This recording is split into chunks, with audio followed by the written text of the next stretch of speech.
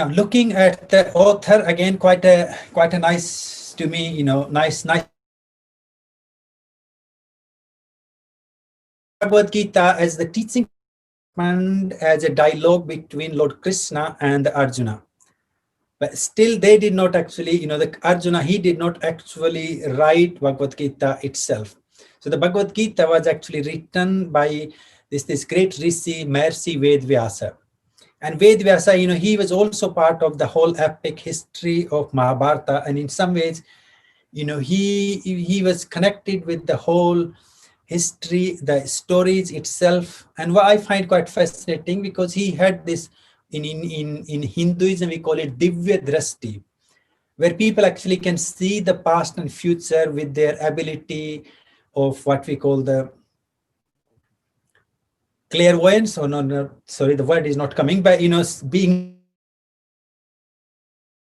our sensory experience. So he had that ability, and he was seeing what's coming up, and he came actually forward to warn this blind king Dhritarashtra so many times through the history. And he said, look, I cannot tell you exactly what's happening, but I must warn you to use your viveka, use your wisdom, use your right attitude, and do the right things. But he never actually tried to change anything. He never went into the detail of, look, this is what's going to happen.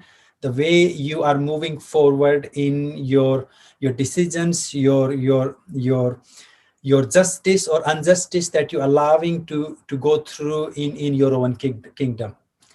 And then, he fathered the two of the brothers, as the story, the Mahabharata begins with the Pandava and Dhritarashtra. They both, the biological father, Vyasa, he was their biological father. So he was quite connected with the history of the Mahabharata, or this whole Bhagavad Gita itself. So Vyasa, he would have composed the actual teachings a good sort of 40-50 years after the Mahabharata actually happened. And he composed the practices, and he tried to write them together. And at that point, he went to seek help from Brahma itself, and he said, look, this whole epic, this Mahabharata and Bhagavad Gita I'm trying to write, it's too big for me. I don't know, I just think of sometimes people like me who hasn't really got a great skill in typing on the computer, then they will need to find someone who can write it. So Vyasa, he actually narrated the Mahabharata and Bhagavad Gita, the teachings. And then the Lord Ganesha, he was appointed by Brahma to actually write it. So in that way, Lord Krishna, he actually taught Bhagavad Gita to Arjuna, and then the Vyasa narrated them, and then the Ganesha would have written the Mahabharata. But anyway, still we put Maharishi Vyasa as the author or the writer of Bhagavad Gita and the Mahabharata. Now, as the next slide I already mentioned, so that the teachings were recorded or written by the Ganesha. And again, there is actually quite a thing. Some people say, it took them quite a few years of day and night, that constantly working through, where Vyasa, he was narrating the story and each and every event and the teachings. And then the Ganesha, he was busy writing them on the palm leaves. So that's another amazing thing to think about, writing this, 100,000 verses on the palm leaves at that point. So these guides, sometimes I wonder, they must have some truly amazing skills to be able to pull something so big, something so amazing together.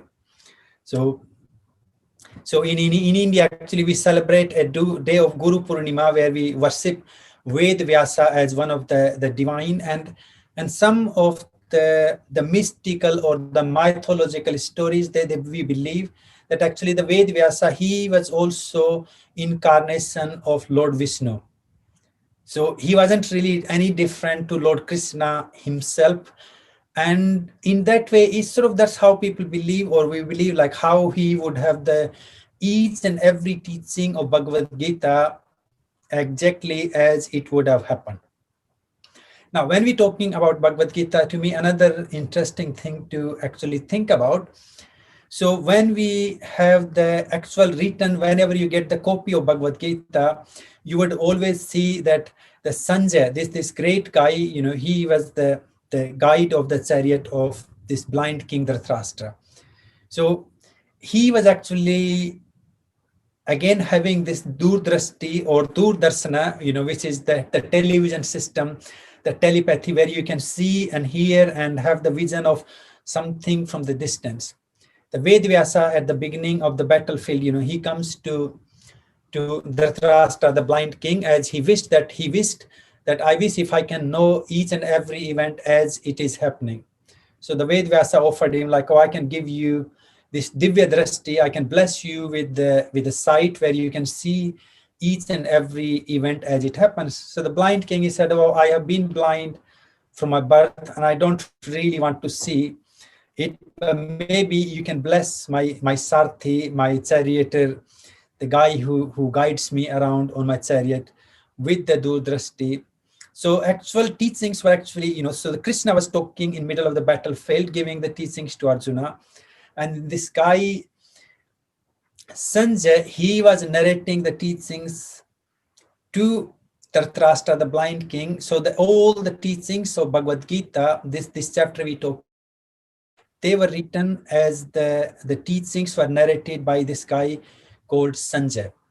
So it is so interesting to me, whenever you read Bhagavad Gita, you will see that how he is putting the practices, these ideas, these wisdom of Krishna in front of the blind king, and how blind king sees or perceives each and every of the teaching in a totally different way.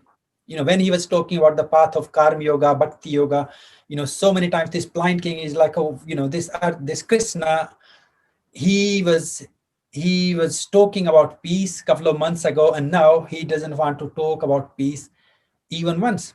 Because up to the point, when they met into the battlefield, Krishna did try so many times to bring peace, or he was, a big fan of peace itself. And he used to say in right through the Mahabharata, he said, we never actually have any reason, anything better than choosing the path of peace, choosing the path of no battle or no blood or no conflicts, no fights, until the point where they came to the battlefield. That's the only time he starts to is your duty to fight. But up to that point, he was more inside of the peace,